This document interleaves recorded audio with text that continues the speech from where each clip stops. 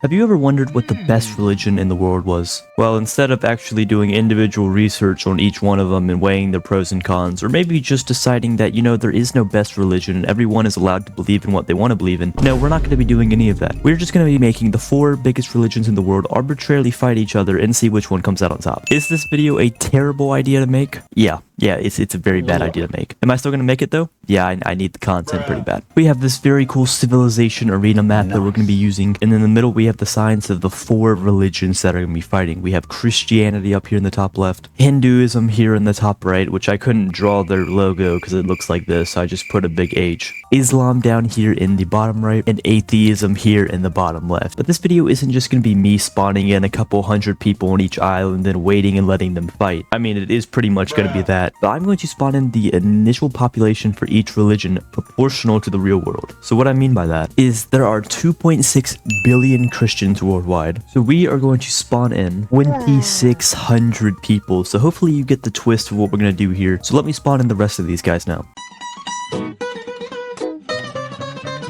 And here is everyone spawned in. We have 1,200 Hindus to represent their 1.2 billion, 1,900 atheists to represent their 1.9 billion, and then we have 2,000 Muslims to represent their 2 billion throughout the world as well. And with each of these kingdoms in place, we click unpause and they begin forming their kingdoms. Obviously, since I spawned in a ton of people, old age and hunger is turned off to not actually undo all the stuff I've just did here. This map here is extremely cool and gives each religion plenty of room to grow and expand here, which is what we can already see everyone doing. But actually, I feel like I need to mention here that I am not favoring any of these religions. However this fight turns out is just simply how it turns out. At the end of the day, we all know that our true Lord and Savior is Mr. Bob himself, so we don't even have to worry about all these frivolous things. Illegally, what I just said as a joke, please don't kill me. But anyway, as we speed up time, lot going on here. So we are going to give these kingdoms some time to expand here. But another cool thing that I want to mention is, as time moves on, these kingdoms will actually begin to form their own religions too, which will give all of them special powers and hopefully give them an advantage in the war that is to come. Except for the atheists. For obvious reasons, we are actually not going to let them have a religion at all. They chose this life and they're going to stick with it. But anyway, this whole fight that I keep talking about is going to occur at year 500 when these kingdoms have had plenty of time to expand. So we are going to sim all the way there right now and then get this fight going.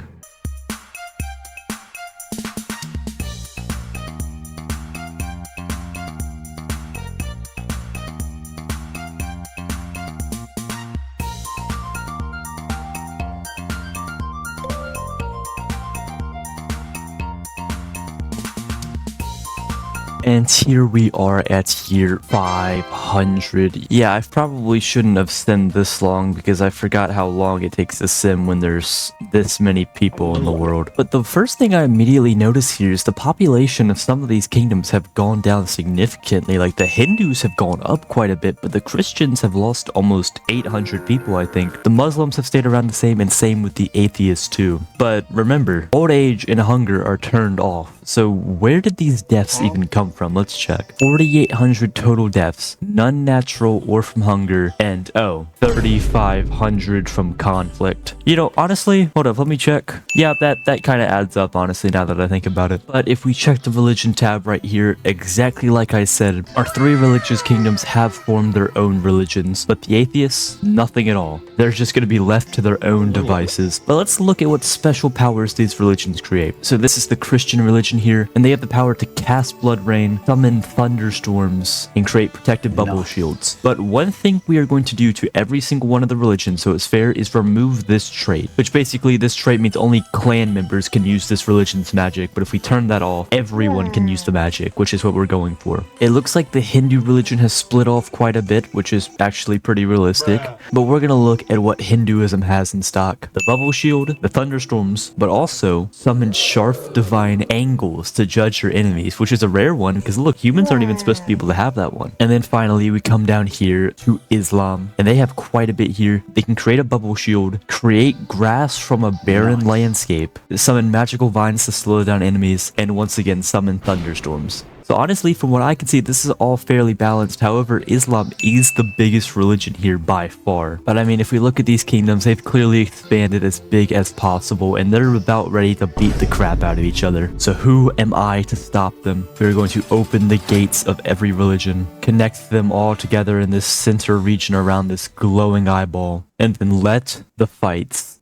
begin. So now all the wars have begun, as we can see up here on the left. Despite some slightly different populations, we can see that all the kingdoms have around 1.3 to 1.4 thousand soldiers. And I'm sure over this time they've been able to acquire some pretty decent weapons here. But as you can expect, Angry Villagers is on. And I have personally gone in and ensured that every single one of these kingdoms is extremely racist. So despite what some of these religions may actually believe in, this conflict will not be over until just one kingdom remains. People have already began utilizing the powers of their religions, and as world population begins rapidly plummeting on 1x speed, mind you, we can tell that this is going to be an absolute bloodbath. We speed up time a bit here. The armies just begin charging in. I mean, once they all get into the middle, they are literally just thrown into a meat grinder. They are all just endlessly attacking each other. The Hindus, though, seem to be making a lot of good progress outward to their kingdoms. And all things considered, their army is holding pretty strong. The atheists are losing troops rapidly. Look at it go down. Same with the Christians, too. But all kingdoms' populations is dropping to roughly equal numbers. The Hindus are about the same as the Muslims, and the Christians are around the same as the atheists. I still can't tell a clear winner here, but the Hindus have taken a Christian village. I'm not gonna lie, I said I wasn't gonna be biased here, but I did not expect the Hindus to really do much this video, but right now they are on top while the atheists are getting wrecked. Part of that is definitely because they do not have a religion at all. And I just saw this, but the atheist's default motto is forged by air. If you guys are thinking what I'm thinking, that is very ironic and funny. And also, that's like the only stupid one too. The Christian's motto is peace brings balance. That's a very fair, although the Christian's king is just straight up named bad.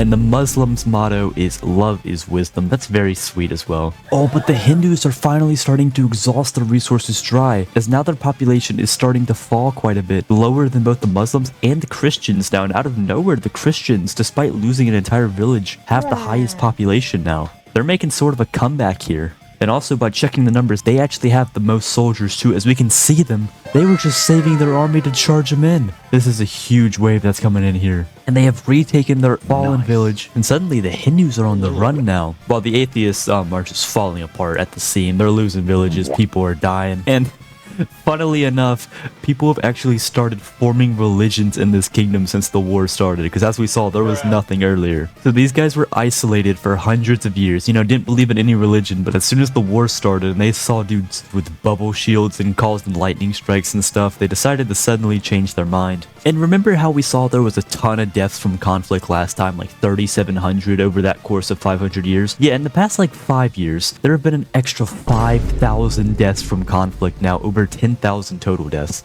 And as we can see, like right here and over here, the Christians are using their lightning strike abilities to absolutely decimate the atheists. And to be fair, there's nothing they can do about it. At this point in the war, the most kills comes from a soldier named Calso from the Christian kingdom, who has an astounding 22 kills. And from what I can tell at this point, the Christians pretty much control the entire middle section here, which is vital to winning this war. And they have taken a Muslim village, and they're beginning to take even Hindu villages too, while their decimation of the atheists continues unopposed. However, hold up, holy crap, they're running their coffers dry. Holy crap, they're losing people at a rapid rate. They're around the same as the atheists now. They're actually less now. While the Hindus and Muslims are still in the 600s, the Christians must have just been pushing too hard. I didn't even notice it at first. And now they're beginning to losing villages to the atheists of all people. What a turnaround. World population is down to just 2,000 now, way lower than the 8,000 we started with. You know, for all these religions that for the most part are relatively peaceful in real life, or at least try to be, there's been a lot of death. A lot. But the atheists are having their revenge, and they are attacking and destroying Christianity. You know, you could really just take a bunch of the stuff I'm saying out of context and put it in different scenarios, and it sounds really wrong. But the Christians are below 100 people now, while the Hindus have somehow grown to over 1,000. They've been playing it smart. They attacked at the beginning, you started losing, then pushed back, and now they've regained their strength, and they're on top as the Christians are down to just 12 people, and the kingdom gets conquered. That is it for Christianity. The first kingdom to fall, but they did fight extremely hard. And now it's the Hindus, the Muslims, and the atheists. The Hindus seem to be putting most of their pressure on the Muslims, and they are absolutely destroying the kingdom, taking villages. I think a crab kingdom just popped up there for a second, but it immediately got destroyed. I'm not sure how that happened. Oh yeah, the Muslims are down. They have just 60 people left, and it's plummeting. Not a very graceful fall for them, and it's just the Hindus versus the atheists. But as the Hindus use their magical powers to pretty much eviscerate any remaining people here, this is the end. And yeah, they're being closed in on from all sides. Here they go. They're getting decimated. They fought hard. Oh, and here it goes. Destroyed. That's it. Because the Hindus won this fake, meaningless WorldBox challenge video, that means they are objectively, unarguably, the best religion in the world. Once again, my lawyer has advised me to say that that's a joke, whatever, you get the idea. In total, not counting the deaths from when we got to year 500, over 10,000 people died in that war. Even though the Hindus did win, they did not completely annihilate their opponents, as a few Muslims, atheists, and even a couple of Christians are still alive. And even same with their religions too, including a few people who just have no religion as well. But anyway, if you made it this far in the video, clearly you enjoyed something about it. So I would appreciate it if you would click like and subscribe on your way out. And that's about it for today. I'll see you guys in the next one. Farewell.